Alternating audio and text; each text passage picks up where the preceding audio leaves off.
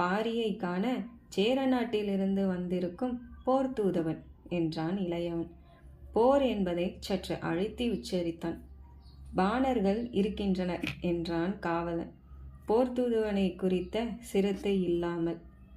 தூதுவனை நோக்கி திரும்பி காத்திரு என்று கூறிவிட்டு இளையவன் மாளிகையினுள் செல்ல முயல, உன் பெயர் என்ன என்றான் தூதுவன். நிலவன். எதற்கு கேட்கிறாய்? போரில் சந்திப்பதற்காக. போரா?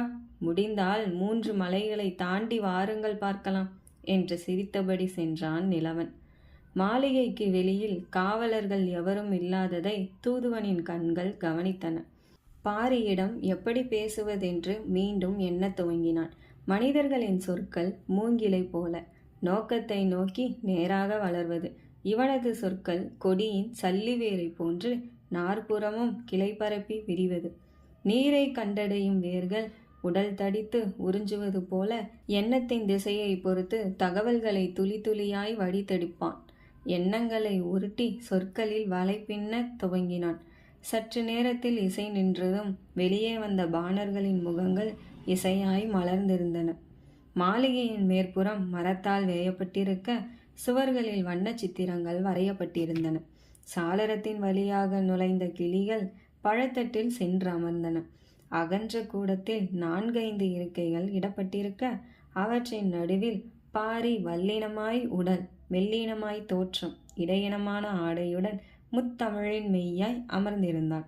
சேர நாட்டிலிருந்து தூதுவன் வந்திருக்கிறான் என்று கூறிய நிலவன் பாரியின் இடதுபுறத்தில் இருந்த இருக்கையில் சென்றமர்ந்தான். பாரியின் அருகில் இருந்த மற்றொரு இருக்கையில் குலமூத்தவரான வாரியன் அமர்ந்திருந்தார்.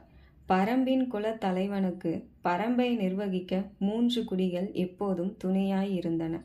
திட்டங்களை தீட்டவும் முடிவுகளை எடுக்கவும் உதவியாய் இருப்பவர் வாரியன் என்றும், காடுகளையும் வீர கலைகளையும் கற்றுவிக்கும் ஆசானாக இருப்பவர் வைகலான் என்றும், பரம்பின் காவலை உறுதிப்படுத்தி வீரர்களை கண்காணிப்பவர் வெள்ளி முடியன் என்றும் அழைக்கப்படுவர்.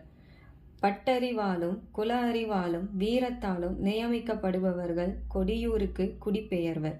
வாரியன் ஆண்களின் 5வது பருவத்தையும் வைகலான் 4வது பருவத்தையும் தாண்டியவர்கள். முடியன் 3வது பருவத்தில் இருந்தான். தூதுவன் என்பதை கேட்டதும் வாரியனின் கண்கள் வியப்பால் விரிந்தன. காலத்தின் ஓட்டத்தால் சுருங்கிய முகத்தில் மடிப்புகளில் குழப்பம் தெரிந்தது.